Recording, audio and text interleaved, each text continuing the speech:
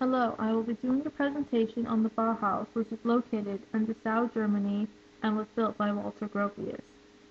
Here are some preliminary sketches and design drawings drawn by Carl Seeger. The bottom half shows a model made of plaster made by Walter Gropius and his collaborators. The institution was located in 3 different German cities: Weimar from 1919 to 1925, Dessau from 1925 to 1932, and Berlin from 1932 to 1933. This is the site plan for Dessau.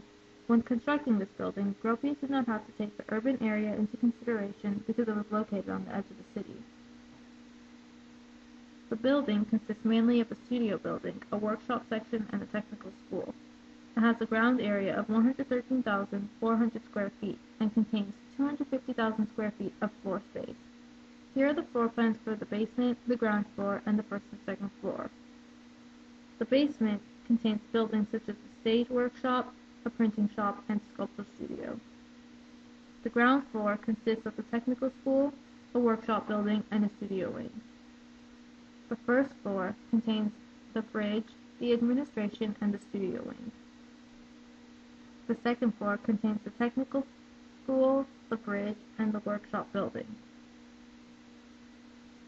The top half of this image shows a sectional drawing through the studios and workshop block. The bottom half shows the sectional elevation through the auditorium. Here is an axonometric projection from the east. Gropius once stated that the typical building of the Renaissance has a symmetrical facade with axis on the central axis. The view offered to the approaching spectator is flat and two-dimensional. A building emanating from the contemporary spirit rejects the representational appearance of the symmetrical facade. One must walk all around the structure in order to understand the three-dimensional character of its form and the function of its parts, and he is definitely correct with this building. Unfortunately, we cannot physically walk around this building, but we could at least see what each facade would look like from this point of view. This image shows the elevation of the technical college. The following image shows the elevation of the main road of the Bauhaus. Next, we can see the elevation of the studio block. Here are a series of pictures mainly focusing on the interesting nature of the windows. The Bauhaus had a worldwide impact on art education, architecture, and industrial design, and free applied arts. Its ideas were additionally circulated through scientific publications and exhibitions. In the U.S., the Bauhaus has affected both design practice and art education. As a result of the exhibits, it has become part of a general education perception.